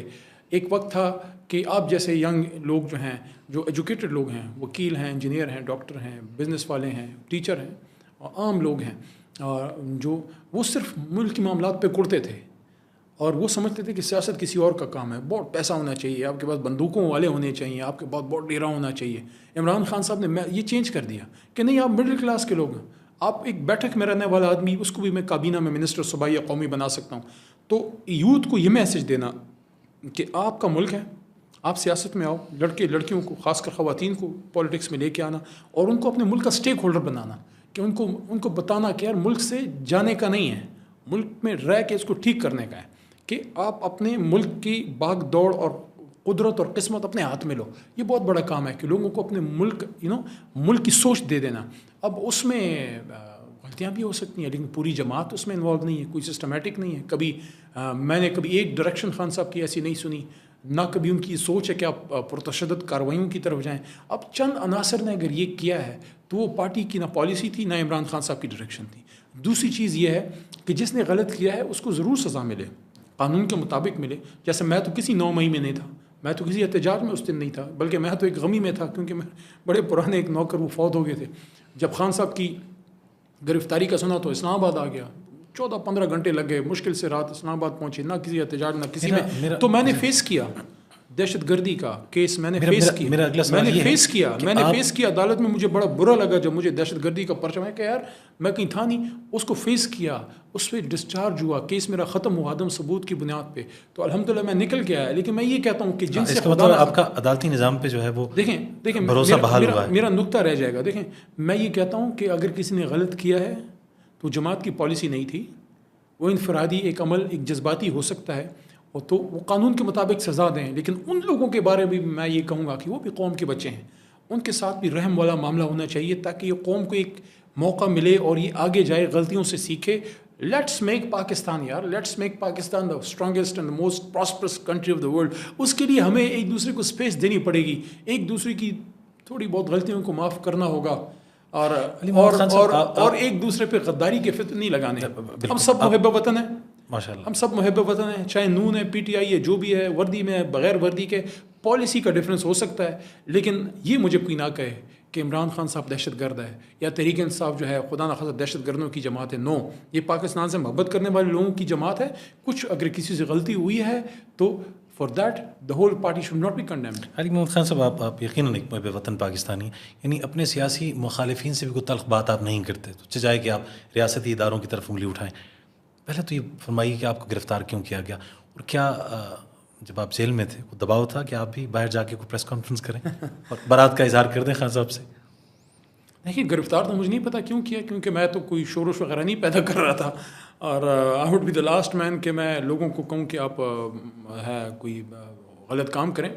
آئی was going to Supreme Court, وکیل ظاہر ہے میں ہوں, تو خان صاحب کا اس دن پیشی تھی. تو جس طرح خان صاحب کی ہمیشہ پیشیوں میں جاتا رہتا تھا, تو اسی دن خان صاحب کی ضمانت تھی, یا ان کو سپریم کورٹ بلا رہی تھی بیسیکلی, کیونکہ ایک دن پہلے 9 مئی کو وہ گرفتار ہوئے تھے. 11 تاریخ کو 3:30 بجے سپریم کورٹ میں جا رہا تھا, تو کانسٹیٹیوشن ہائی وے پہ روکا, انہوں نے کہا یار تم تو آؤ نا. سو شاید پہلے انہوں نے کوئی پرچہ شرچہ بھی نہیں کاٹا تھا, بعد میں انہوں نے آفٹر تھاٹ کیا ہے. 3 MPO تھا جو پولیٹیشنس پہ, پولیٹیکل ورکرز پہ جو ہے وہ لگتا ہے, تو مجھے نہیں پتا کہ انہوں نے کیوں ایسا سمجھا. دستور گرفتار ہوتے رہے, ایک رہائی پھر گرفتاری, پھر رہائی پھر گرفتاری, لیکن بہرحال وہ دباؤ والا جواب نہیں دیا آپ. دباؤ تھا جی کہ آپ دیکھیے جیل میں ہوتا ہے, آپ پہ کچھ نہ کچھ ہوتا ہے, لیکن اللہ آپ کو توفیق دے دیتا ہے, نکل آئے اس میں سے, اللہ نے کرم کیا. اب میں شکر گزار ہوں کہ کم از کم جو ہمارے وکلاء ہیں, ہمارے ILF کی جو ٹیم ہے, انہوں نے بڑا تندہی سے, صرف مجھے نہیں ہماری تمام لیڈرشپ کے لیے انہوں نے دوڑ دھوپ کی, اور جہاں جہاں گرفتار ہوئے وہاں وہاں انہوں نے بیل بھی کرائی. آخری جو ہے پشاور ہائی کورٹ سے جو آخری ریلیف ملی اللہ کے کرم سے, بلکہ 2 ریلیفیں ملی. 3 MPO پشاور کی بھی ختم ہوئی, 3 MPO میرے اپنے مردان کی جو میرا اپنا آبائی شہر ہے, تو اس کی بھی پشاور ہائی کورٹ نے فیصلہ کیا اور نکلے. حالانکہ وہ ایک بار پھر گرفتار کیا, لیکن ہائی کورٹ کے آرڈر کے بعد پھر وہ نہیں ہوا.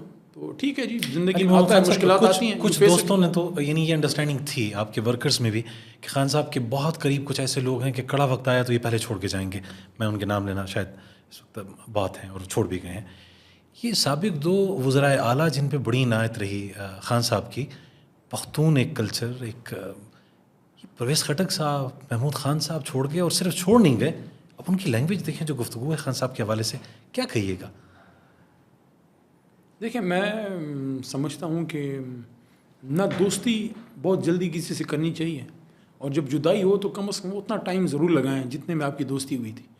تو جب آپ کے کوئی اچھے لمحات ساتھ گزرتے ہیں تو there are many ways to depart. نہیں تو آپ کے مینی ریسپیکٹیبل ویز ٹو ڈپارٹ.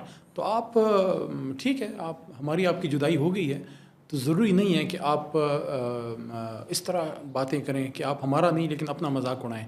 میرے خیال میں خان صاحب کے بارے میں انہوں نے جو گفتگو فرمائی ہے وہ ان کے شائع نشان نہیں ہے، نہ خٹک صاحب کے، اور محمود خان صاحب نے تو شاید تھوڑا گزارا کیا ہے، لیکن میں یہ کہوں گا آپ کہ کی پارٹی کو کمزور کیا ہے پختونخوا میں پی ٹی آئی پارلیمنٹیرینز، یعنی اب نام وہی یوز کر رہے ہیں لیکن تھوڑا سا اس میں اضافہ میرا کرتے نہیں ہیں. خیال، دیکھیں وہاں ووٹ بینک عمران خان صاحب کا حالانکہ ہے. پرویز خٹک صاحب کئی بار یہ کہہ چکے ہیں کہ ووٹ خان صاحب کا ہے. دیکھیں اب کس طرح سے ووٹ طلب کریں گے؟ ووٹ بینک وہاں عمران خان صاحب کا ہے، اور قوم کھڑی ہے خان صاحب کے، تحریک انصاف کے ساتھ کھڑی ہے. اور چونکہ اکٹھے وقت گزرا پرویز خٹک صاحب کے ساتھ، محمود خان صاحب کے ساتھ، تو میں نے جتنی دفعہ میرے سے پوچھا گیا 3 4 5 پبلک ڈسکورسز میں ان کے خلاف کوئی نیگیٹو بات نہیں کی، لیکن یہ بات ضرور کہنا چاہوں گا کہ مشکل وقت میں ویسے ہی پاکستانیوں کو، لیکن پشتونوں کا تو بالخصوص کلچر ہے کہ آپ اپنے دوست کو، اپنے محسن کو، اپنے لیڈر کو، اپنے بڑے بزرگ کو مشکل میں اکیلا نہیں چھوڑتے. مجھے نہیں پتہ کیوں گئے. نہیں، آپ کو لگتا ہے کہ کچھ دباؤ ہے، دباؤ کا شکار ہوئے ہیں، یا ان کو نظر آ گیا ہے کہ اب فیوچر میں خان صاحب کا امکان نہیں ہے حکومت میں آنے کا، تو ہمیں راہیں جدا کر لینی چاہیے؟ آپ کا کیا خیال ہے؟ رہے ہیں آپ کافی عرصہ ایک ساتھ.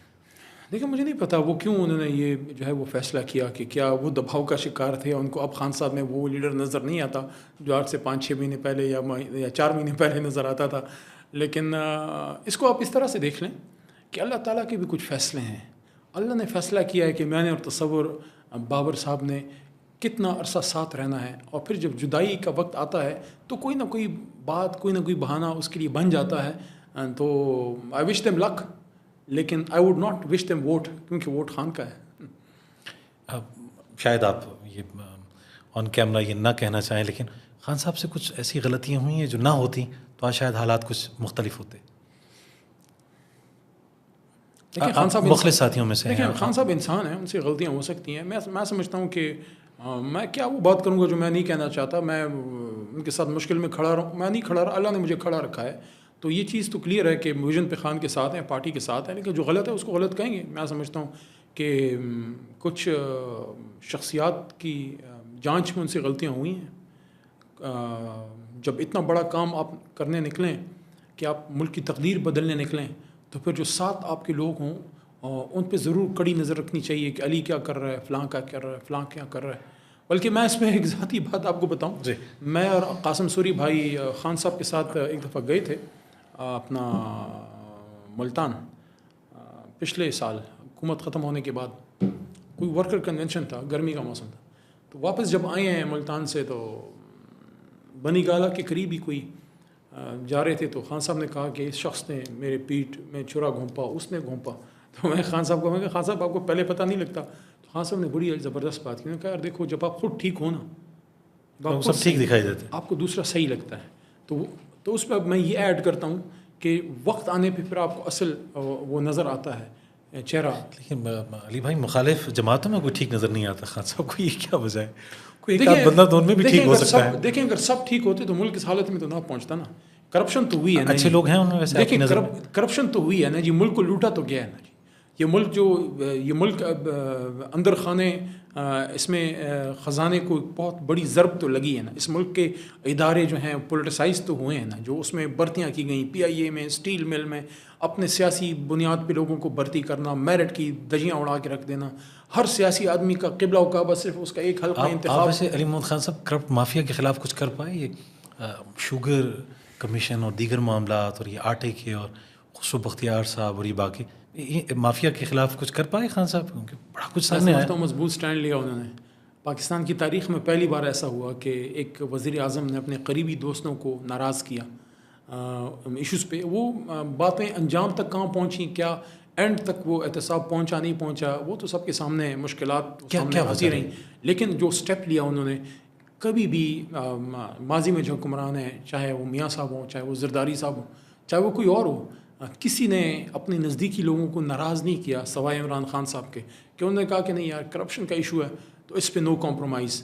ہاں سسٹم میں وہ شاید اتنی جان نہیں تھی کہ وہ اپنے لیڈر کے ویژن کے ساتھ سسٹم کھڑا ہوتا. یعنی سسٹم سے مطلب نیب کا ادارہ ہو گیا یا جو بھی کرپشن، اینٹی کرپشن کے، کہ اگر لیڈر کا یہ ویژن ہے تو اینڈ تک وہ بات پروسیکیوشن میں اور عدالت تک پہنچے. اور عدالتی نظام میں جس طرح کی خامیاں ہیں وہ تو آپ کے سامنے ہیں کہ کسی پہ الزام ثابت کرنے میں بھی بہت وقت گزر جاتا ہے، ایویڈنس آنا، پھر گواہوں کو جو ہے لوگ پریشرائز کرتے ہیں، اور کیا کیا اس ملک میں نہیں ہوتا. لیکن ویژن آدمی کا کلیئر ہے وہ چاہتا کیا ہے.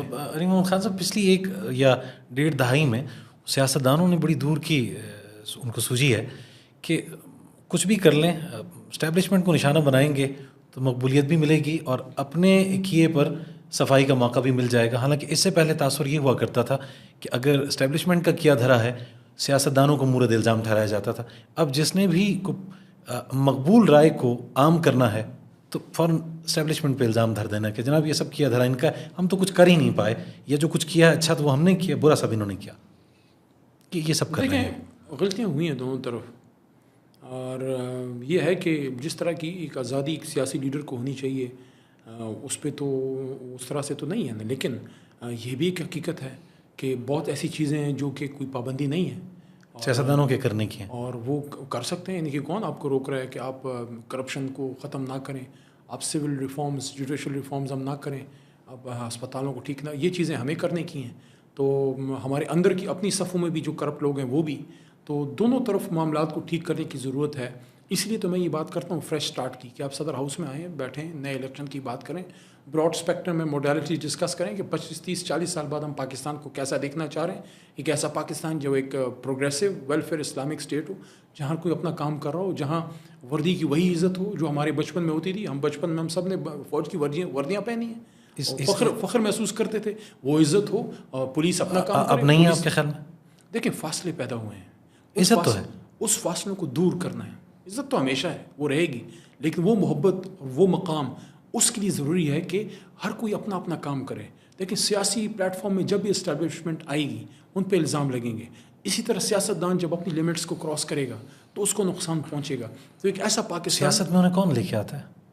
خان صاحب بارہا ان کو ریکویسٹ کر چکے ہیں کہ آئیں جی, دیکھیں اور یہ معاملہ حکومت میری جا رہی ہے, آئیے. دیکھیں میرے خیال میں اناؤں کی جنگ سے سب کو نکلنا ہوگا اور پاکستان کا سوچنا ہوگا, کیونکہ ہماری فیوچر جنریشنز ہیں, ہم ایک نیوکلیئر اسٹیٹ ہیں, ہمیں بہت سے تھریٹس ہیں. ہماری فوج کے پیچھے قوم کے کھڑے ہونے کی ضرورت ہے, زیادہ مضبوط کھڑے ہونے کی ضرورت ہے کہ یک جان دو قالب ہوں. اسی طرح سول جو گورننس ہے وہ بہتر ہونے کی ضرورت ہے. ڈپٹی کمشنری کا نظام, پٹوار کا نظام, پولیسنگ, جو جوڈیشری کا جو سسٹم ہے, جو جوڈیشل ریفارمز ہیں, جو عام پاکستانی کو ایک تحفظ کا احساس, ایک تحفظ کا احساس ہے کہ آپ کو پستول رکھنے کی ضرورت ہی نہ پڑے. آپ کو یقین ہو جہاں کوئی پولیس والا نظر آئے آپ کہیں کہ اب میں محفوظ ہوں. کیا آج ہم یہ فیل کرتے ہیں؟ میں پی ٹی آئی والوں کی تو بات نہیں کر رہا, ہم تو ویسے ہی ان کو دیکھ کے غیر محفوظ محسوس کرتے ہیں, لیکن جو عام پاکستانی ہیں تو یہ چیزیں ساری ٹھیک ہونے کی ہیں نا. یہ ریاست مدینہ کی طرز پہ جو ملک کو بنانا تھا, سنوارنا تھا, اس میں ایک آپ کے جو مخالفین ہیں وہ یہ کہتے ہیں یہ فرانس کے واقعات بھی اور توہین رسالت اور یہ تضحیک کے معاملات کو فرم یا کوئی بہتر انداز میں رد عمل آپ کی حکومت میں نہیں آیا سامنے. سفیر کو نکال دیتے, کوئی تعلقات پہ تھوڑی سی اس پہ کوئی ایک ضرب لگاتے, صرف قرارداد کی حد تک مذمت ہے. میرے خیال میں مدینہ اسٹیٹ کانسیپٹ پہ جتنا کام عمران خان صاحب نے کیا کسی نے نہیں کیا. ایک آدمی ہے جس کو دنیا فالو کرتی ہے, جو ملک کا وزیر اعظم ہے, اور وہ اسٹیج پہ کھڑے ہو کے جو ویسٹ میں جس کو فالو کیا جاتا ہے اور جس کو ہماری یوتھ آئیڈیلائز کرتی ہے, فینٹاسائز کرتی ہے اس آدمی کو, اور وہ ان کو یہ کہتا ہے, آدھی سے زیادہ زندگی ویسٹ میں گزارنے کے بعد ان کو یہ کہتا ہے ملک کا وزیر اعظم کہ آپ کسی ویسٹرن آئیکن کو نہیں, آپ حضور نبی کریم صلی اللہ علیہ وسلم کو اپنا آئیڈیل بنائیں. یہ کتنا بڑا میسج ہے. دیکھیں ہر جمعے کو ہمارے امام مساجد اللہ ان کی زندگی رکھے, علماء کرام کی عزت کرتے رہنا چاہیے, ان کی برکت سے یہ ہمارے دین کے ستون ہیں. تو وہ تو بات کرتے ہیں, اس کی اپنی اہمیت ہے, لیکن جو ملک کا وزیر اعظم سب سے بڑا عہدہ یہ بات کرتا ہے کہ نو ٹھیک ہے ان کی آپ عزت کریں, ویسٹ میں جن لوگوں نے کارنامے انجام دیے ہیں, دیکھیں ہمیں سیکھنا ہے, علم چاہے جہاں سے بھی ملے, لیکن فالو کس کو کرنا ہے؟ Icon, the one and only prophet صلی اللہ علیہ وسلم. پھر یہاں سے جا کے وہاں جا کے یونائٹڈ نیشنز میں ان کے ساتھ ڈائلاگ کرنا. دیکھیں ان کا کانسیپٹ اس طرح نہیں ہے جس طرح ہمارا ہے. ہم اپنے نبی پاک صلی اللہ علیہ وسلم پہ ہماری آل اولاد سب قربان ہوتا ہے. بے شک بے شک. ان کا اس طرح نہیں ہے. ان کا مذہب کا کانسیپٹ ویسٹ کا کچھ اور ہے. انہوں نے تو مذہب کو کہیں دور رکھ دیا ہے. وہ تو ایوری ڈے لائف میں ہے ہی نہیں. ہمارے بھی یہاں کوئی نابغہ ہے روزگار, کوئی نہ سمجھ ہمارے اللہ کے ولی یہ کہتے ہیں کہ یار سیاست میں دین کا, اور سیاست میں ہی تو دین کا کام ہے. جدا ہو دی سیاست سے تو رہ جاتی ہے چنگیزی, میں نہیں علامہ فرماتے ہیں. تو وہاں جا کے ان کے ساتھ ڈائلاگ کیا کہ دیکھو مسلمانوں کے لیے ان کے پروفٹ صلی اللہ علیہ وسلم کیوں اتنے اہم ہیں. ان کو سمجھانے کی کوشش کی کہ مسلمان دہشت گرد نہیں ہے, اسلام انتہا پسندی کا مذہب نہیں ہے, اسلام محبت کا مذہب ہے, اسلام پیس کا مذہب ہے, اور ہمارا پیغمبر صلی اللہ علیہ وسلم وہ صرف ہمارے نہیں آپ کے لیے بھی رحمت ہیں کیونکہ رحمت للعالمین ہے. یہ میسج ان کو دیا, سمجھا دیا, اور اس لیے تو آئی تھنک 15 مارچ کو international anti Islamic phobia day کے طور پہ منوایا یونائٹڈ نیشنز سے. اور پھر یہاں ملک میں آ کے ان کو تو چھوڑیں, ان کے ایک شاگرد نے یا ان کے ایک سپاہی نے یہاں 75 سال میں ختم نبوت پہ 2 بڑے کام ہوئے ہیں. ایک جب ختم نبوت کا قانون بھٹو صاحب کے دور میں پاس ہوا جس کو سب نے کیا, کریڈٹ بھٹو صاحب کا بھی ہے اور مفتی محمود صاحب تھے اس میں, ولی خان صاحب, اور آپ کو میں بتا دوں میرے تو ذاتی دوست ہیں, ان کی میں رسپیکٹ اس لیے کرتا ہوں, احمد رضا قصوری صاحب کی, کہ وہ واحد شخص تھے جب ایسٹ پاکستان کا سانحہ ہو رہا تھا تو انہیں بھٹو صاحب کو ناراض کر کے وہاں کنسٹیٹیوشن اسمبلی کے اجلاس میں گئے. پچھلے دنوں مجھے انہوں نے بتایا کہ ختم نبوت کا جو لا ڈرافٹ ہو رہی تھی وہ احمد رضا قصوری صاحب کے ہاتھ سے وہ سارا ڈرافٹنگ ہوئی تھی. تو یہ اتنے بڑے لوگوں نے وہ کام, اور پھر ہمارے دور میں خاتم النبیین صلی اللہ علیہ وسلم کی قرارداد آپ کے اس بھائی کے ہاتھ سے اللہ نے پاس کی. آج آپ گھر میں جائیں اور اپنے بچوں کی کتابیں کھولیں, آپ کے جو چھوٹے بچے ہیں یا آپ کے جو کیمرہ مین بھائی کھڑے ہیں ان کے جو کلاس 1 کلاس 2 کلاس 3 جو چھوٹے بچے بچیاں اسلامیات کی کتاب کھولیں گے نا, جہاں حضور صلی اللہ علیہ وسلم کا اسم شریف آئے گا ساتھ خاتم النبیین لکھا ہوگا, جس کا مطلب ہے کہ ان کے بعد کوئی نبی نہیں ہے, آخری نبی ہے. یہ عمران خان صاحب کے دور میں میرے ہاتھ سے ہی ہوا. پھر قرآن عظیم الشان کو لازمی تعلیم قرار دینا کہ کلاس 1 سے 5th 6th اور 6 سے 10 تک ترجمہ اور تجوید کے ساتھ, اور اس کے ساتھ ساتھ پھر جو آئمہ حضرات ہیں ان کے لیے گورنمنٹ فیسیلیٹیشن کہ ان کو تنخواہ باقاعدہ ملے. ریاست کی ذمہ داری ہے بھائی, ریاست کی ذمہ داری ہے. پھر دین کے لیے جو انہوں نے ایک اتھارٹی قائم کی کہ اس پہ رحمت العالمین اتھارٹی قائم کی کہ اس پہ جو ہے ریسرچ ہو, حضور صلی اللہ علیہ وسلم پہ, صحابہ کرام پہ, اہل بیت پہ ریسرچ ہو, ہمارے بچے اس کو پڑھیں, اس ہسٹری کو جو پتہ نہیں ہم سے کہیں وہ ہسٹری جو ہے وہ گم ہو گئی ہے. پھر رحمت العالمین اور حضور صلی اللہ علیہ وسلم کی سیرت نبی صلی اللہ علیہ وسلم کو اس کو نصاب کا حصہ بنانا کہ ہمارے بچے حضور صلی اللہ علیہ وسلم کی زندگی اور اثر کو جو ہے وہ اسٹڈی کریں. تو یہ اتنے ساری چیزیں. اور ایک اور بھی چیز دیکھیں, ہمیں ویسٹ سے لڑائی نہیں لڑنی. میں یہ نہیں کہتا آپ بندوق اٹھا کے نکل پڑیں ان سے لڑنا شروع کر دیں, لیکن آپ کو یہ ضرور سمجھ ہونی چاہیے کہ ان کو آپ کی کسی چیز سے مسئلہ نہیں ہے, ان کو آپ کی نماز روزے سے حج سے کوئی مسئلہ نہیں ہے. ان کو مسئلہ تب ہوتا ہے جب آپ اکنامک سسٹم کو ٹچ کرتے ہیں کہ یار اسلامک بینکاری سسٹم سودی نظام سے نکلو, نہیں یہاں نہیں چڑھنا, اس کے لیے آپ کو نہیں چھوڑیں گے. دوسرا, اللہ کی زمین پہ اللہ کا نظام. اگر آپ قرآن کی بات کرتے ہیں, اگر قرآن کے نظام کی بات کرتے ہیں کہ یار مدینہ اسٹیٹ میں کیا سسٹم تھا, قرآن کا نظام تھا نا جی. تو جو اس طرف ملک کو لے کے جائے گا اس کو مسئلے تو بنیں گے, چاہے وہ عمران خان ہو, چاہے وہ بھٹو صاحب ہوں جنہوں نے ختم نبوت کا قانون جو ہے وہ پاس کرایا. میں سمجھتا ہوں کہ دین کے سلسلے میں سب نے اپنا اپنا کردار ادا کیا. میاں صاحب نے بھی کیا ہوگا, میں سمجھتا ہوں کہ ضیاء صاحب کے دور میں بھی ہوا ہوگا, لیکن بالکل کھل کے جس طرح مدینہ اسٹیٹ کی بات ہمارے دور میں ہوئی ہے شاید پہلے نہیں ہوئی. بجا فرمایا آپ نے. علی محمد خان صاحب, آپ سودی نظام کے حوالے سے, کیونکہ نظام کا جھگڑا تو رہا ہے, امریکہ کہہ لیں, سوویت یونین, ابھی چائنا اور امریکہ, تو سودی نظام کے خاتمے کے لیے آپ کی گورنمنٹ میں کیا ہوا, کیا کیا دیکھیں کس حد تک کام ہو چکا تھا, یا مزید موقع ملتا تو آپ کیا گزرتے؟ دیکھیں سودی نظام پہ خان صاحب کا, میرا, ہم سب کا ویژن اس پہ بڑا کلیئر ہے کہ سودی نظام سے ہم نے نکلنا ہے, اور جب تک آپ سودی نظام سے نکلیں گے نہیں آپ کے مسائل کا حل نہیں ہے. اور یہ IMF سے سود پہ آپ نے قرضہ تو لیا, میں عرض کرتا ہوں, اور یہ میں نہیں کہتا, میرا تو 8-9 سال سے جو پارلیمنٹ میں ہر بجٹ اسپیچ میں نے قائد کی بات ہمیشہ لوگوں کو کی ہے, جو نے اسٹیٹ بینک آف پاکستان کو کی تھی قائد اعظم محمد علی جناح نے 1948 میں اسٹیٹ بینک کے افتتاح پہ. یہ الفاظ کم و بیشی تھے کہ I shall watch with keenness the work of your research organisation, State Bank کو کہہ رہے ہیں, and devising banking principles in accordance with Islamic جو پرنسپلس ہیں معیشت کے اور بینکاری کے. اور اس میں انہوں نے یہ بھی کہا, یہ بڑی مشہور اسپیچ ہے ان کی, جس میں وہ یہ بھی کہتے ہیں کہ ویسٹرن جو اکنامک سسٹم ہے اس نے دنیا کو کچھ نہیں دیا بلکہ صرف 2 عالمی جنگیں دی ہیں, تو ہم نے دنیا کو اپنا معاشی نظام دینا ہے. اب اس کے لیے جو ہوم ورک ہے, جس لیول کا میں اس کا اقرار کرتا ہوں کہ شاید اس لیول پہ کام نہیں ہو سکا کہ ہم فوری طور پہ 3-3.5 سال میں آپ کو سودی نظام سے نکال کے لے جاتے, لیکن اس لائن پہ ایک سوچ موجود تھی, کیونکہ مدینہ کی ریاست کا کانسیپٹ جو ہے مدینہ سود پہ تو نہیں چل رہا تھا نا جی. مدینہ تو اسلامی بینکاری پہ چلنا تھا یا چل رہا تھا, یا اس کی معیشت تو اسلامی معیشت کی بنیاد پہ تھی, اس کی تو معیشت سود کے نظام پہ نہیں تھی. تو ہم نے تو اسی طرف جانا تھا, اور میں یہ بھی نہیں کہتا کہ 3.5 سال اگر ہم 5 سال پورے کر دیتے تو ہم آپ کو سودی نظام سے نکال کے لے جاتے، لیکن میں یہ آپ کو ضرور کہہ سکتا ہوں کہ اندر ایک کوشش، ایک سوچ ضرور تھی، اور کوشش بھی کار فرما تھی کہ ہم اس سسٹم سے نکلیں، لیکن ہم ایسے جکڑے جا چکے ہیں اس سسٹم میں کہ جب تک ہم ایک تہیہ نہ کر لیں اور ایک سسٹمیٹک طریقے سے ایک... کتنا وقت لگے گا آپ کے خیال میں؟ دیکھیں میرے خیال میں تو معیشت دان نہیں ہوں، نہ میں بینکاری نہ اکنامک ایکسپرٹ تو میں نہیں ہوں، لیکن میرے خیال میں اگر ریاست فیصلہ کر لے، قوم فیصلہ کر لے، تو آئی تھنک 10 سال کے اندر ہم اس قابل ہو جائیں کہ کسی نہ کسی لیول پہ ہم اپنا ایک بینکاری کا نظام کھڑا کر سکیں. فوری طور پہ ایک رات میں نہیں ہوگا، کریں گے تو اور مسائل کا بھی ہم شکار ہوں گے، کیونکہ آلریڈی قرضوں پہ آپ چل رہے ہیں، IMF کے ساتھ آپ کے معاہدے ہیں.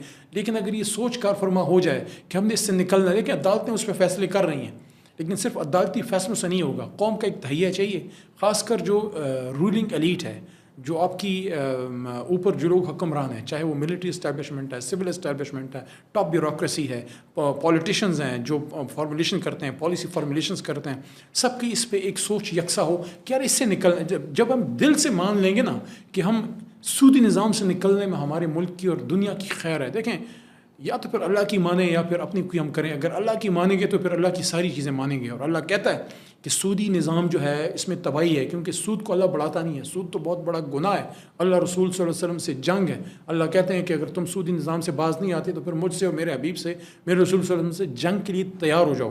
تو یہ صرف جذباتی نعروں سے میرے خیال میں نہیں ہوگا، اس پہ ہمیں ٹاپ اکنامک ایکسپرٹس کو بٹھانا ہوگا اور بتدریج نکلنا ہوگا اس سے. علی محمد خان صاحب، پارٹی آپ کی کمزور ہوئی ہے یا مزید نکھر کے سامنے آئی ہے؟ جو لوگ چھوڑ گئے ان کی کمی محسوس کرتے ہیں، شکر ادا کرتے ہیں کہ ہاں ان لوگوں سے اگر پہلے جان چھوٹ جاتی تو یہ حالات نہ دیکھنے پڑتے، کیونکہ کئی ابن الوقت آپ کے ساتھ تھے. یہ آپ اس بات کو ایڈمٹ کریں گے؟ جب بھی آپ تکلیف سے گزرتے ہیں تو مشکل ہوتی ہے، لیکن تکلیف کے بعد ہر رات کے بعد ایک نیا سویرا آتا ہے. اور مجھے یقین ہے کہ یہ جو مشکل سے ہماری جماعت گزر رہی ہے یا بہت حد تک گزر بھی گئی ہے، آئندہ یہ باقی ٹائم بھی گزر جائے گا. مجھے امید ہے کہ اس کے بعد ایک آپ کو نئی تگڑی اور زیادہ refined, well organised, very well prepared Tehreek Insaf آپ کو ملے گی، جو کہ پہلے سے زیادہ تندہی سے کام کرے گی، جو زیادہ اوپن ہوگی، جس پہ آپ جیسے لوگ زیادہ آسانی سے ہمیں کانٹیکٹ کر سکیں گے، آپ اپنے مسائل لے کے آ سکیں گے. کیونکہ تحریک انصاف کو لوگوں نے اس لیے سپورٹ کیا تھا کہ یہ ہمارے جیسے لوگ ہیں، یہ ہم جیسے اٹھتے بیٹھتے ہیں، ان کے ساتھ ملنے میں کوئی اسٹیٹس کو نہیں ہوگی، بہت زیادہ بندوقوں والے نہیں ہوں گے، یہ ویل پریپیئرڈ ہوں گے، یہ ایجوکیٹڈ لوگ ہیں، یہ بات سنیں گے، یہ رسپانس دیں گے. تو یہ چیزیں انشاءاللہ گورننس ماڈل میں لے کے آئیں گے. جو غلطیاں ہوئی ہیں، دیکھیں you learn from your mistakes. دیکھیں ٹو از ہیومن، غلطی ہونا انسانی ایک جبلت ہے، غلطی پہ جم جانا یہ ایک جاہلیت ہے. ہم وہ نہیں کریں گے جو ماضی کی حکومتوں لوگوں نے کیا ہے، جو ہم سے غلطیاں ہوئی ہیں برملا اس کا اقرار کرتے ہیں، غلطیاں ہم سے ہوئی ہیں، لیکن کس سے نہیں ہوتی؟ لیکن جذبے جوان ہیں. انشاءاللہ اس کرائسس سے نکل کے ول بی مور اسٹرانگ. مصرع یاد آ رہا ہے کہ سنا ہے، بولے تو باتوں سے پھول جھڑتے ہیں، آپ سے بے پناہ گفتگو کرنے کو جی چاہتا ہے. ابھی آپ نے یہ فرمایا، یہ ہمارے آپ کو کہ پارلیمنٹری افیئرس کے وزیر بھی رہے ہیں. ایک سیاستدان کو، ایک MNA کو، ایک MPA کو ایک مزدور جیسا نہیں دکھنا چاہیے. اس کی اجرت، اس کی سیلری اتنی ہونی چاہیے، اور اسی میں وہ بل بھی دے، اسی میں بچوں کو پالے، اسکول بھی بھیجے، اور پھر دیکھے، اور پھر یہ درس دے کہ بھائی میں بھی صبر کر رہا ہوں، آپ بھی صبر کریں، حالات بہتر ہوں گے. اگر ہمارا MNA، ہمارا وزیر AC روم میں بیٹھے گا، بڑی بڑی گاڑیوں میں آئے گا، بات جمے گی تو نہیں. دیکھیں آپ کی بات بہت صحیح ہے، میرے خیال میں ان ریفارمز پہ کوئی کام بالکل آئیڈیل بات آپ کر رہے ہیں، لیکن ابھی ہم آئیڈیلزم سے بہت دور ہیں. نہیں، آپ کے لیڈر آئیڈیلزم کی بات کرتے ہیں. پریکٹیکل بات یہ ہے کہ بتدریج اس کی طرف جانا ہے. میں آپ کو یہ بتاؤں جائیں گے اس طرف کہ ایک رات میں نہیں ہونا. آپ کا ایک ویژن ہونا چاہیے اور آپ کو پتہ ہونا چاہیے کہ ملک میں اس وقت خامیاں کیا ہیں، کیا کیا چیز ٹھیک کرنی ہے. لڑ کے ٹھیک نہیں ہوگا بھائی. جب آپ کی یہ تاروں کی جو گتھی ہے نا، جو الجھ جاتی ہے، اس کو پھر آپ اپنے دانتوں سے کھول کے اس کو سلجھاتے ہیں. محنت کے آپ جھٹکا دیں گے تو اور سخت ہوگی. ہماری گتھیاں اتنی الجھ چکی ہیں اقتدار کے ایوانوں میں، اور پاکستان کے مسائل اتنے گمبھیر ہو چکے ہیں ہر فیلڈ میں، کہ اس کو واپس ٹھیک کرنے کے لیے اللہ کی مدد اور ایک بہت بڑی ہمت اور کوشش، سیاستدان ہی ٹھیک کریں گے. لائف ٹائم چاہیے اس ملک کو ٹھیک کرنے کے لیے. ٹھیک سیاستدان ہی کریں گے، بالکل ان کو کرنا چاہیے، وہی کریں گے، باقیوں سے تو نہیں. اور خرابی کے ذمہ دار کون ہے؟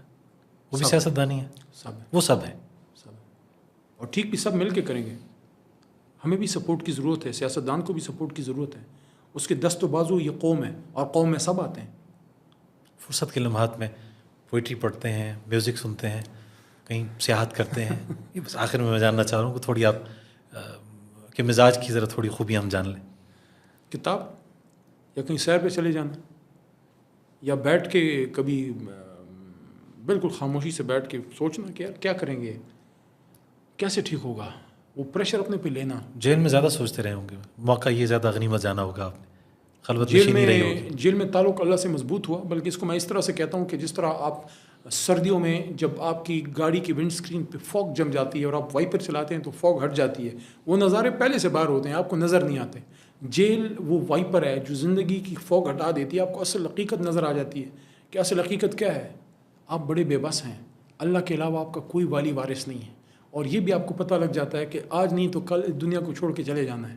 جیل میں اور قبرستان میں ایک فرق ہے, قبرستان میں جا کے واپس آنا نہیں ہے, جیل میں جا کے واپس آنے کا چانس ہے. ایک زندوں کا قبرستان ہے جیل. وہاں خوش قسمت آدمی وہ ہے, وہ جیل میں جا کے اللہ سے باتیں کرے اور اپنی غلطیاں بھی اس کے سامنے آئیں, اور بے شک آپ وہ غلطیاں ساری ٹھیک نہ کر سکے لیکن آپ کے ذہن میں ہو کہ یار یہ چیزیں ہیں. تو جیل از اے پلیس جہاں پہ بیٹھ کے آپ کو اپنا آئینہ نظر آتا ہے کہ میرے سے کیا کیا غلطیاں ہوئی ہیں. تو یہ بھی اللہ تعالیٰ کی طرف سے ایک نعمت ہوتی ہے کہ جس بھی وجہ سے آپ چلے جائیں, لیکن وہاں آپ اللہ کی مدد سے جب باہر آتے ہیں you are more refined, more well organised. اپنی والدہ محترمہ کے اس فرمان پہ کاربند ہیں, بچے مورچہ و نفرے دے, کسی بھی حالت میں مورچہ نہیں چھوڑنا. اور اصل میں مورچہ تو پاکستان ہے کہ پاکستان کے لیے ہم نے اپنا مورچہ نہیں چھوڑنا, چاہے ہم جس بھی زبان میں ہیں, جس بھی مسلک سے ہمارا تعلق ہے, جس بھی علاقے سے ہمارا تعلق ہے, ہمیں وہ کام کرنے چاہیے جس سے ملک مضبوط ہو. جیسے ابھی میں نے دیکھا 2-3-4 دنوں سے اب جو گلگت بلتستان میں ہم دیکھ رہے ہیں, میں سربستہ درخواست ان سے کرتا ہوں, دیکھیں کہ ہم سب مسلمان ہیں, ہم کسی مسلک سے بعد میں ہمارا تعلق ہے.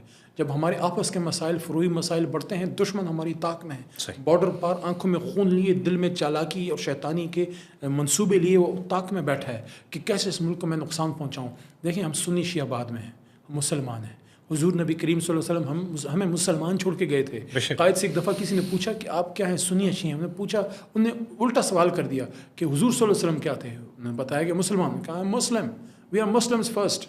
تو یہ چیزیں دیکھیں, اپنے ملک کے لیے کھیلیں یار, اپنے ملک کے لیے اپنا کردار ادا کریں. مجھے اپنی جماعت میں ادا کرنا ہے, آپ کو کسی اور جماعت میں ادا کرنا ہے, لیکن اصل مقصد پی ٹی آئی یا نون نہیں ہے, اصل مقصد پاکستان ہے بھائی. آپ کے اشعار کا چناؤ بڑا باکمال ہوا کرتا ہے. چاہتے ہیں آخر میں اگر کوئی آپ کے پسندیدہ اشعار ہمارے دیکھنے اور سننے والوں تک پہنچے. وہ پسندیدہ شاعر کون ہے آپ کے, پڑھتے کسے ہیں؟ علامہ. ویسے تو غنی خان بابا بھی ہیں, عبدالرحمان بابا پشتو کے. ہاں آپ پشتو میں بھی پڑھ سکتے ہیں بالکل. اجمل خٹک ہیں ہمارے, پنجابی کے میں بڑا پسند کرتا ہوں بابا فرید گنج شکر کو. تو بابا فرید کا ایک سنا دیتے ہیں. سرائکی کے بہت بڑے. میں علامہ کر رہا تھا آپ کو, علامہ کا سنا کے بابا فرید کا سنا دیتا ہوں. علامہ کا یہ شعر میرا زندگی کا سب سے فیوریٹ ہے, وہ کی محمد سے وفات تو نے کے بعد یہ والا, وہ تو ہے ہی ہے نا. جی جی. لیکن یہ والا کہ وہ جواں ہے قبیلے کی آنکھ کا تارا, وہ جواں ہے قبیلے کی آنکھ کا تارا, شباب جس کا ہے بے داغ, ضرب ہے کاری. اور بابا فرید کا ہے کہ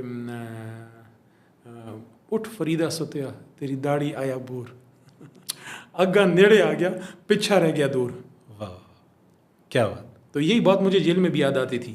پشتو پہ ختم کرتے ہیں. جی پشتو پہ. بابا فرید کیا کہتے ہیں؟ بابا فرید صاحب یہ فرماتے ہیں کہ آگے مطلب آخرت کی بات کر رہے ہیں کہ دنیا پیچھے رہ گئی ہے, داڑھی میں سفیدی آ گئی ہے, آگے کی سوچو, آگے اب کیا کرو گے.